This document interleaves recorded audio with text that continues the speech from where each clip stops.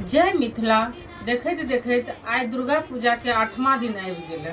आज दुर्गा के अष्टम स्वरूप माँ महागौरी के पूजा हुई और हिनका पूरा दुर्गा पूजा में सबसे मुख्य राखल गेल। महागौरी सुख, समृद्धि और शांति के प्रतीक छथि। आई दिन जे भक्तगण पूजा करे छथि हुनकर मनोकामना पूरा भ जाय छै। आब हम अहाँ सबके पूजा विधि बता दै। आई दिन अहाँ सब भोरे उठू, पूरा परिवार सब सफेद रंग के कपड़ा पहिर कर पूजा करू। अहाँ सब माता गौरी के भोग में नारियल के खीर, हलवा, पूरी, काला चना के भोग लगाओ। अहाँ सब माता के लाल चुनरी चढ़ाओ और सफेद फूल चढ़ाओ। माता के श्रृंगार फूल बड्ड नीक लागे छै। आई दिन अहाँ सब कन्या पूजन करो, समृद्धि भगवती बनेने रहे।